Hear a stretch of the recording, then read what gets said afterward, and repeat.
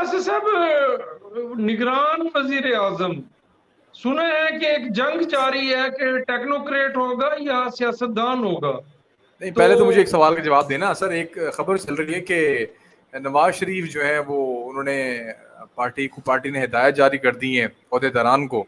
तो आप भी क्योंकि साउथ पंजाब के एक प्रेसिडेंट हैं PMLN के, तो मैंने कहा मैं भी आपसे पूछ लूं कि क्या आपको भी कोई ऑर्डर आ गया है कि मियाँ साहब आ रहे हैं और उनकी तैयारी करें और जल्द से जल्द जो है ना वो काफिलों को लेके लाहौर पहुंचे ताकि नवाज शरीफ का इस्तकबाल किया जाए। या आप समझ रहे हैं कि ये बातें अभी सिर्फ हवाओं के अंदर ही हैं? और जिस तरीके से पिछले 1-2 साल से हर हफ्ते बाद ये खबर आती है कि मियाँ साहब जल्द पाकिस्तान आ रहे हैं, तो ये उसी तरह से खबर है, इसमें भी किसी किस्म की कोई सच्चाई मौजूद नहीं है। असल से बात आपके पास क्या यह है इतला कि है? अवैस लगा रही हैं जनरल सेक्रेटरी पंजाब के, हम्म। उनकी तरफ से एक लेटर इशू हुआ है पूरे पंजाब के जो डिवीजन के सदूर और जनरल सेक्रेटरीज हैं उनको, कि वो हम्म। अपने अपने डिवीजन में मियां मोहम्मद नवाज शरीफ की जो वतन वापसी है उसके लिए तैयारियों का आगाज करें। अब जनरल हम्म। सेक्रेटरी हैं पंजाब के, ये बड़ा अहम एक सर्कुलर है और ये हम्म। वायरल भी हो चुका है, सोशल मीडिया पर भी है और तमाम डिवीजनल प्रेसिडेंट और जनरल सेक्रेटरीज को पहुंच चुका है। मेरा जाती हम्म। ख्याल ये है कि ये जो 8 अगस्त के हवाले से जो खबर हम्म। कंफर्म कर दी गई है कि असम्बलियां तहलील कर दी जाएंगी और उसके बाद 48 घंटे के अंदर अंदर जो है वो केयर टेकर सेटअप आ जाएगा, तो इसके बाद कोई गुंजाइश बाकी नहीं रहती मियां मोहम्मद हम्म। नवाज शरीफ की वतन वापसी की। हम्म। इंतहाई अहम बात आपसे कर रहा हूं कि कल भी जो हमारा SMT का जो टॉक शो है उसमें भी हमारी बात हुई है कि मियां मोहम्मद नवाज शरीफ की वापसी के अलावा हम्म। पाकिस्तान मुस्लिम लीग नवाज तो क्या, पाकिस्तान के पास भी कोई ऑप्शन नहीं है। अभी हम्म। आप देखें कि कंफ्यूजन का असल सब ये लेवल है कि कुछ 4 दिन पहले मॉडल टाउन में एक प्रेस कॉन्फ्रेंस की है जनाब हम्म। वफाकी वजीर दाखिला राना सनाउल्लाह ने, जो पंजाब के सदर हैं। उन्होंने कहा हम्म। है कि पाकिस्तान मुस्लिम लीग नवाज पंजाब में किसी भी तौर पर किसी दूसरी सियासी पार्टी से एडजस्टमेंट नहीं करेगी। तमाम हम्म। हलकों में हमारे कैंडिडेट होंगे, वो सूबाई असम्बली हो वो कौमी असम्बली हो, हम हम्म। स्पेयर नहीं करेंगे। अभी अताउल्लाह तारड़ साहब का एक बयान जियो पे, वो किसी टॉक शो में थे तो मैं ये हामिद बयान मीर देख के। रहा था जी, कि उन्होंने ये कहा है कि पाकिस्तान मुस्लिम लीग नवाज को सीट एडजस्टमेंट करनी चाहिए। आप देखें कि इस किस्म की कंफ्यूजन है और ये कंफ्यूजन बतदरीज जैसे जैसे ये इत्तेहादी जमातों की हुकूमत खत्म होगी, केयर टेकर सेटअप आएगा, ये बढ़ती रहेगी और पार्टी के अंदर भी जो मामलात हैं वो थोड़े डिस्टर्ब हो सकते हैं। तो इसमें हम्म। मियां मोहम्मद नवाज शरीफ का वतन वापस आना और इलेक्शन कैंपेन का आगाज करना, जो टिकट्स के हवाले से जो PMLN के जो पार्लिमानी बोर्ड्स हैं उनकी मॉनिटरिंग करना, ये सिर्फ और सिर्फ मियां मोहम्मद नवाज शरीफ की पाकिस्तान में मौजूदगी के साथ ही हम्म। पाकिस्तान मुस्लिम लीग नवाज जो है वो इलेक्शन में बेहतर तरीके से जा सकती है और कामयाबी भी हासिल कर सकती है। अब टाइम नहीं है पीछे, दिनों का कुछ फर्क हो सकता है, या जैसे मेरी आपकी जो है ऑफ द रिकॉर्ड बात हो रही थी कि शायद मियां मोहम्मद नवाज शरीफ के अलावा या उनकी बेटी के अलावा शायद पाकिस्तान में किसी दूसरे शख्स को अभी कंफर्म ये कोई खबर ना हो कि उनकी वापसी की जो तारीख है वो क्या है। हम्म। वो जुलाई का आखिरी हफ्ता होगा, वो अगस्त का महीना होगा या वो सितंबर का। लेकिन मेरी जो हम्म। अपनी एक एनालिसिस ये है कि वो उमर अताब बंदियाल के जो सुप्रीम कोर्ट ऑफ पाकिस्तान से रुखसत होने के बाद जो है सितंबर के आखिर में मियां मोहम्मद नवाज शरीफ की वतन वापसी होगी और उनके पास उस वक्त जो इलेक्शन कैंपेन होगी वो भी अपने पीक पे होगी और मियां मोहम्मद नवाज शरीफ आके उसमें ताकत भरेंगे, कुव्वत भरेंगे और वो 25-30 दिन जो है वो इलेक्शन से कबल वो इंतहाई अहमियत के हामिल होंगे। तो मियां मोहम्मद नवाज शरीफ की ये वतन वापसी। ये बात आपकी एंड में ना, आपने जो एक दलाइल पेश किए इस हवाले से कि सितंबर के बाद नवाज शरीफ की जो ना वापसी मुमकिन हो सकती है, इसमें इसमें वाकई मैं कह सकता हूँ कि बड़ी जान है, क्योंकि डेफिनेटली दिन थोड़े रह गए हैं। 19 सितंबर आप लगा लें अगर, तो 20, 30, 2 महीने तकरीबन रह गए। तो जहाँ नवाज शरीफ ने इतना इंतजार किया है, वहाँ 2 महीने जी और सी। और आप देखें कि इलेक्शन के हवाले से भी तो देखिए ना कि नवंबर में कहा जा रहा है कि इलेक्शन नवंबर में मुतवक्का है। हम नवंबर के सितंबर दूसरे में हफ्ते बात, में। जी हम नवंबर की बात, सितंबर की बात कर रहे थे, लेकिन ये जो बहस थी, क्योंकि मेरे पास जो इतला थी, आपको पता याद होगा कि आज वो खबर की तस्दीक भी हुई है कि पीएमएलएन ये चाह रही थी कि इलेक्शंस जल्दी हो जाएं, कि जिस बेसिस के ऊपर मैंने आपको लास्ट टाइम याद होगा कि खबर दी थी कि 25 सितंबर जी को जी इलेक्शंस हो सकते हैं। तो आज ये जी खबर भी आई कि नून लीग ये चाहती थी, आज हामिद दीर ने भी ये खबर ब्रेक की कि नून लीग ये चाहती थी कि जल्दी इंतखाबात हों, लेकिन जो बिलावल भुट्टो और आसिफ जरदारी थे ये चाहते थे कि निगरान हुकूमत को ज्यादा वक्त मिले, तकरीबन कोई 2.5 से 3 महीने जो है। और अगर टेक्नोक्रेट्स की गवर्नमेंट आ जाती है, और अभी बेसिकली मसला जो है ना इस हवाले से, साथ साथ हम इसको ऐड भी कर देते हैं जी कि जी। ये जो 8 अगस्त को असम्बलियां तहलीलें, ये भी हतमी फैसला नहीं है। ये अच्छा। रईस अब्बासी हैं, उन्होंने खबर ब्रेक की है बेसिकली, और उसका भी हतमी ऐलान जुमेरात को होना बाकी है। जब अभी आपको एक और खबर दे देते हैं कि जुमेरात को एक अहम मीटिंग है बिलावल जी। जरदारी और शहबाज शरीफ की, उसमें हतमी फैसला हो जाएगा और इसमें ऐलान हो जाएगा। 8 अगस्त के बारे में कहा जा रहा है कि शायद इस पे मुशावरत हुई है और इत्तेफाक राय पैदा हो चुका है, लेकिन ये अनाउंस डेफिनेटली एक ऑफिशियली तौर पे अनाउंस हो जाएगा 8 अगस्त के हवाले से। लेकिन मेरे हिसाब से इस वक्त इलेक्शन की तारीख के ऊपर जो है वो बहस नहीं हो रही और उसके ऊपर कंसर्न नहीं है। दोनों जमातें, दोनों बड़ी जमातें या 3-4 जमातें इस वक्त जो है वो कंसर्न नहीं है। नंबर एक, वो तो एक तो मरदमशुमारी के हवाले से एमकेएम के तहफ़्फ़ुज़ात हैं, जो बड़ा पुराना बड़ा पुराना उनका एक तहफ़्फ़ुज़ है इलेक्शन के हवाले से कि जो पुरानी मरदमशुमारी 2016-17 की, वो काबिल कबूल नहीं है उनको। लेकिन आपको पता है कि 1.5 साल में तो उसके ऊपर कोई पेशरफ्त नहीं हुई। तो पुरानी मरदमशुमारी के हवाले से, जिसमें पीएमएलएन को भी तहफ़्फ़ुज़ात थे कि ऐसा ना हो कि पीएमएलएन जो पंजाब की सीटें हैं वो कम हो जाएं, उससे हमें नुकसान ना हो जाए। एक ये भी जी तहफ़्फ़ुज़ात थे।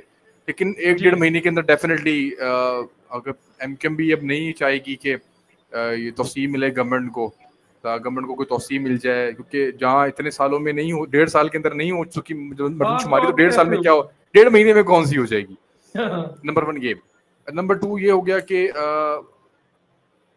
जो मसला बना हुआ इस वक्त, जो इस वक्त डेडलॉक नहीं कह लीजिए, मैं डेडलॉक तो नहीं कहूंगा, मैं कहूंगा कि जो जहाँ पे जो बात अभी जहाँ पे एक रुकी हुई है, जहाँ पे एक ठहराव आया हुआ है, वो है निगरान वजीर आजम के ऊपर। पीपल्स पार्टी जी ये चाहती है कि कोई ऐसा शख्स ना आ जाए कि जो हम्म टेक्नोक्रेट हो और जो हुकूमत, जो निगरान हुकूमत की जो मुद्दत है उसको एक्सटेंड कर दे, उसको लंबा उसको लंबे खींच दे। अरसे, उसको लंबा हम्म खींच दे, और वो हम्म। इलेक्शन करवाने पर राजी ना हो। डाउट सिर्फ इस हम्म। चीज के ऊपर है, ऐसा बंदा लेकर आए जो उनके हाथ में हो। ऐसी मतलब निगरान उसको, हुकूमत लाना चाहते हैं। मतलब ये है कि पाकिस्तान में अगर उसका दाव लगे तो वो समझो पक्का हो जाए, वो के भी 6 महीने मैं ही साल चला में भी रहा निकाल लूं है। मैं भी निकाल लूंगा। और इस वक्त ऐसा निगरान वजीर आजम चाहिए जिसकी निगरानी ना करनी पड़े। आप समझ हाँ रहे हैं? जी जी। ये असल में जो जुमला है वो ये है कि ऐसे निगरान वजीर आजम की तलाश की जा रही है कि जिसकी तमाम जमातों को बेसिकली निगरानी ना करनी पड़े। और वो आईन कानून के मुताबिक, आपको पता है कि जैसे सईद सिद्दीकी बड़े नफीस इंसान थे, उनको जब लाया गया बड़े जबरदस्त तरीके से इलेक्शन उन्होंने करवा दिए और इमरान खान को जितवा दिया, उन्होंने जैसे कहा वैसे उन्होंने अमल कर दिया उसके ऊपर। हाँ तो उन्होंने ऐसा ही अमल शख्स कर चाहिए कि इसको जैसा कहें वो वैसा कर दे। आप समझ रहे हैं?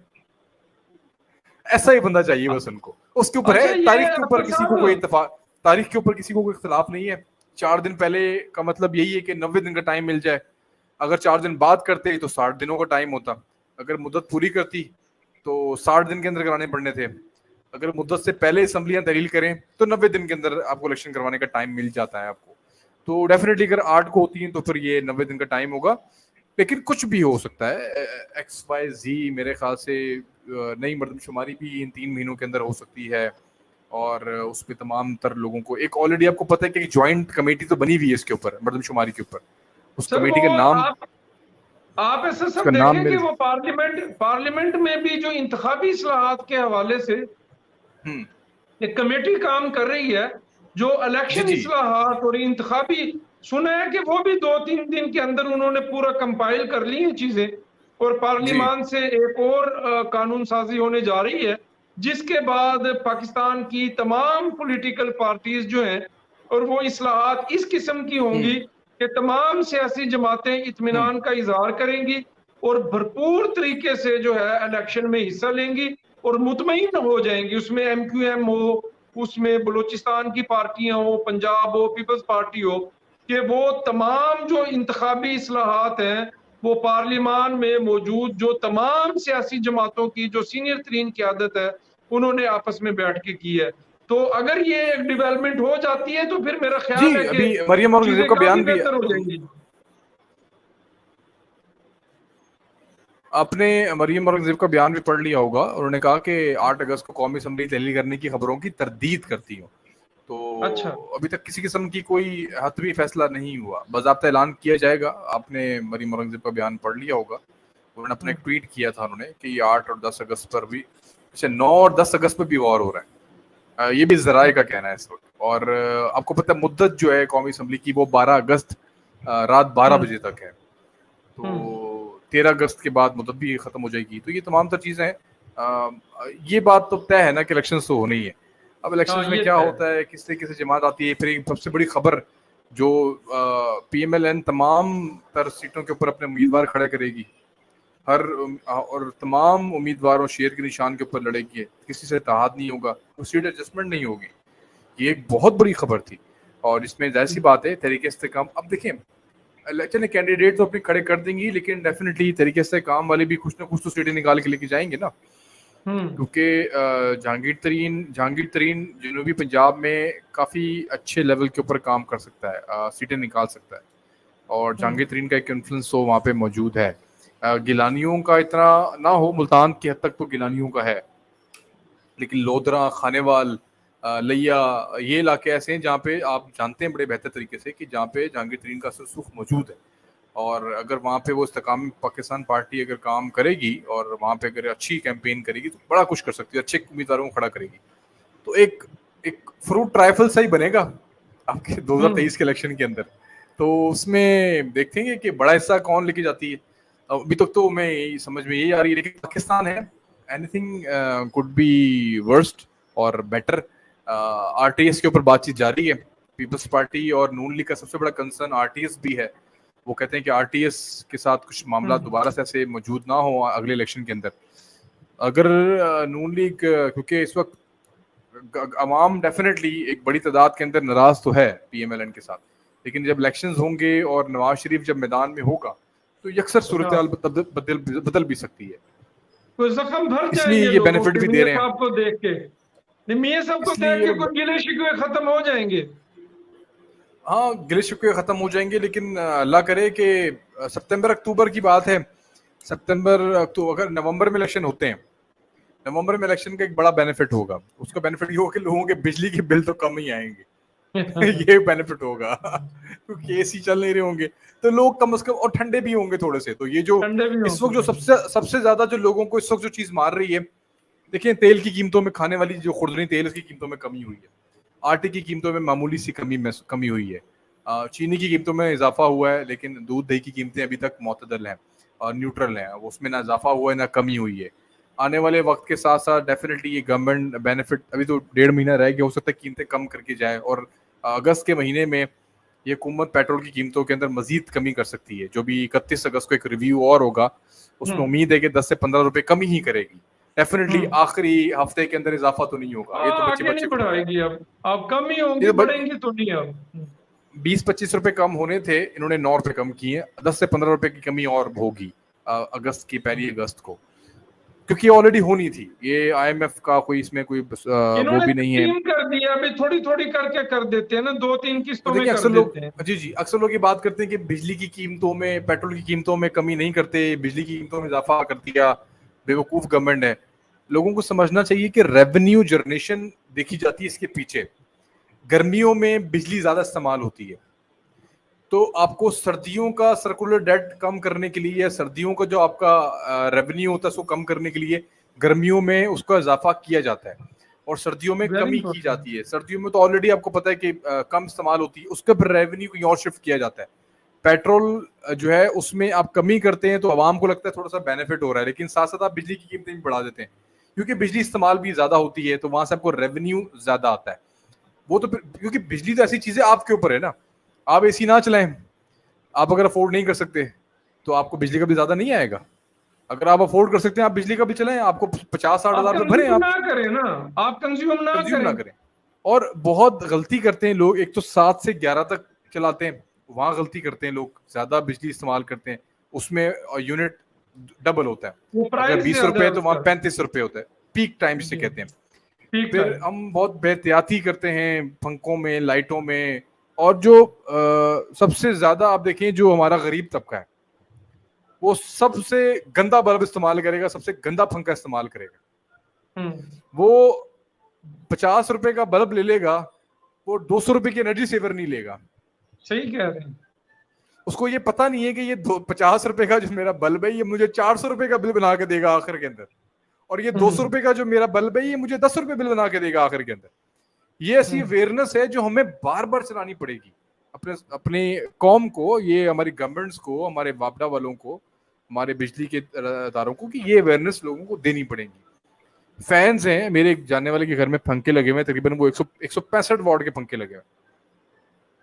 वो कहते हैं यार हमारा कुछ भी नहीं चलता, ये हमारा जो है ना नॉर्म, जब मौसम अच्छा सर्दियों एसी का, अभी तो एसी चल रहा है खैर ज्यादा ही बिल आ रहा है उनका, जब एसी नहीं चलता था पंखे चलते थे जब, तो वो कहता था कि यार हमारा 20-20 हजार बिल आ रहा है। तो मैंने कहा, मैंने उनकी पंखों की तरफ देखा, मैंने कहा भाई 165 वॉट के पंखे, अब तो 40-40 वॉट के पंखे आ गए। बिल्कुल मैंने सही। कहा मैंने कहा जो पूरे घर में, जिसके घर में पंखे लगे हुए ना नए, या आपका एक पंखा उतनी बिल बना रहा है उसका। हाँ, तो जब उन्होंने चीज मानी, जब चेंज किए, तो उनका बिल हुई 8,000, 9,000, 10,000 बिल आया उस दौर में, उस टाइम, उस मार्च अप्रैल में। तो हैरान हो गए इस बात को देख के, कहते मेरा तो 10,000 बिल कम हो गया। तो ये चीजें ऐसी हैं जो लोगों को समझनी चाहिए, ये जाने से पहले पहले जो है ना ये चीजें करना शुरू कर दें और थोड़ा सा फायदा पहुंचा के चले जाएं, तो अवाम भी खुश रहेगी। फिर नवाज शरीफ जब आएंगे तो मजीद अवाम खुश हो जाएगी, अवाम के अंदर मजीद जोशो वलवला पैदा हो जाएगा। ओवरऑल तो ऐसे तपी हुई है और नाराज है एक बड़ी तादाद है जो अवाम की, क्योंकि जब लोगों के घर में बिल ज्यादा आ जाए और जेब में पैसे ना हो, डॉक्टर का खर्चा आ जाए जेब में पैसा ना हो, घर में आपका राशन खत्म हो जाए जेब में पैसा ना हो, तो मेरे ख्याल से फिर अवाम नहीं देखती कि नवाज शरीफ कितना चंगा है तो शहबाज शरीफ कितना चंगा है तो इमरान खान कितना पैड़ा है। फिर लोग ये चीज़ नहीं देखते, फिर लोगों का गम गुस्सा वो तब्दील हो जाता है, वो गुस्सा यकसर तब्दील भी हो सकता है। तो आने वाले इलेक्शन के अंदर मैं कहता हूँ हमें बड़ा कुछ एहतियात करनी पड़ेगी पीएम को खास तौर पे, क्योंकि पंगा तो आपने ही लिया है, तो इस पंगे से निपटना भी आपने ही है।